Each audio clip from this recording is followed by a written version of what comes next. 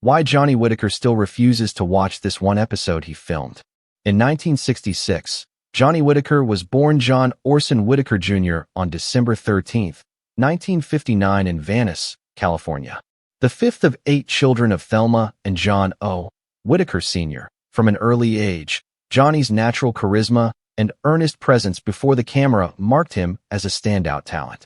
With striking red hair, a charming smile, and an undeniable screen presence, he captivated audiences and quickly rose to prominence in an era where television was rapidly becoming a dominant cultural force in American households.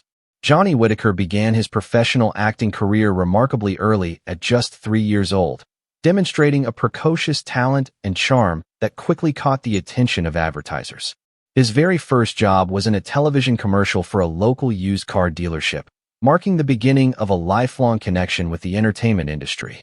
Even at such a tender age, Whitaker displayed a natural ease in front of the camera, an ability that would soon lead him to more visible and widespread exposure. His early work in commercials laid the foundation for a diverse and prolific career as a child actor, where he quickly became a familiar face to American audiences. As Whitaker's profile grew, he began appearing in national television advertisements for Mattel toy makers, one of the leading toy companies of the time. He was especially remembered for his endearing performances in commercials for Mattel's Animal Yackers toy line, voicing characters like Larry the Lion and Crackers the Parrot. These toys were interactive and animated, designed to speak when a cord was pulled, a novelty at the time. And Whitaker's animated and enthusiastic delivery made the toys even more appealing to children. His voice work and expressive mannerisms in these commercials were instrumental in the success of the Animal Yackers line, helping to establish him as one of the most recognizable child faces on television. By 1965, Whitaker's budding career had moved beyond commercials and into television drama. That year, he landed the role of young Scotty Baldwin on the daytime soap opera General Hospital. His portrayal of the character, who would go on to become a long-running part of the soap's narrative, was notable for its emotional range and believability. This role allowed Whitaker to demonstrate his acting skills in a more dramatic context, showcasing his ability to convey complex emotions and hold his own among seasoned adult actors. Whitaker's career reached another milestone in 1966 when he was cast in a major Hollywood feature film, The Russians Are Coming. The Russians Are Coming. The film, a Cold War-era comedy that poked gentle fun at American paranoia and Russian stereotypes, starred Brian Keith, Carl Reiner, and Alan Arkin. Whitaker's role may not have been large, but his performance left an impression, especially on co-star Brian Keith. Keith was so impressed with Whitaker's talent and professionalism that when he was later cast as the lead in the CBS sitcom Family Affair, he personally recommended Whitaker for the role of his on-screen nephew. This endorsement would change Whitaker's life and solidify his place in television history. Family Affair, which aired from 1966 to 1971, became a cultural touchstone of its era, and Whitaker's performance as Jody Davis was central to the show's popularity.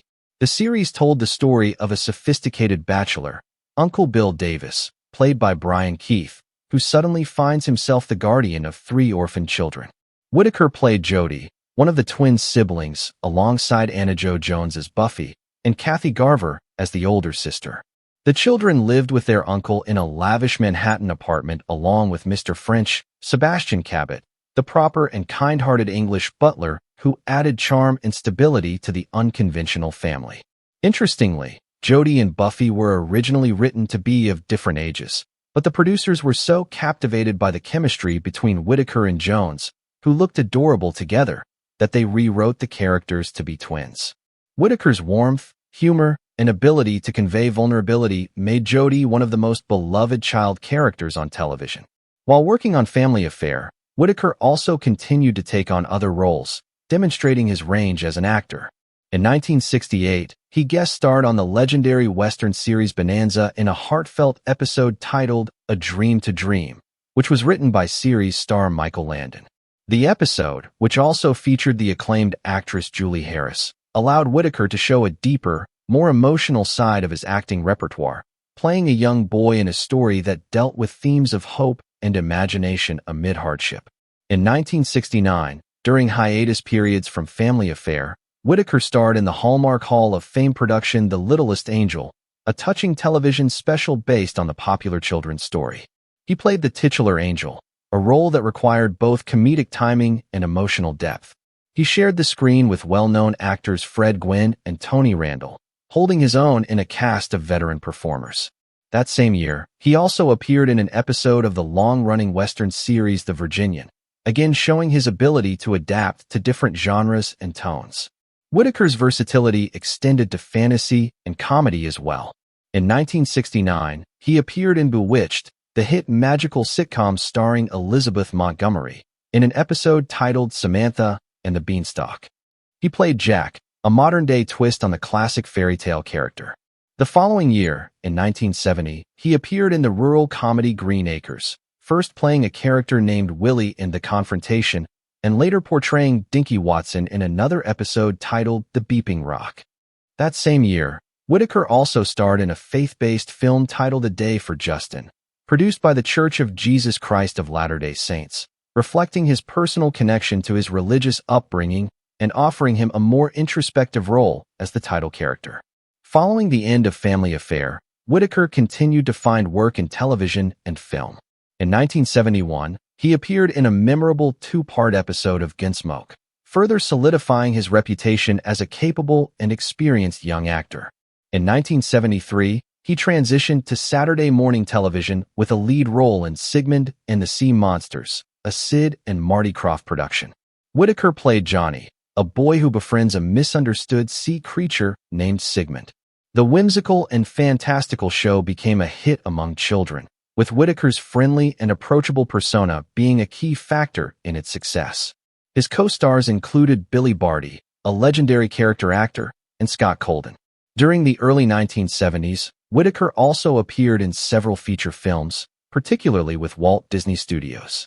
He co-starred in Snowball Express, 1972, a slapstick comedy about a family inheriting a dilapidated hotel, The Biscuit Eater, 1972, a touching story about a boy and his dog, and Napoleon and Samantha, 1972, where he shared the screen with future superstar Jodie Foster in her film debut. These roles further expanded his fan base and demonstrated his ability to carry both comedic and dramatic scenes.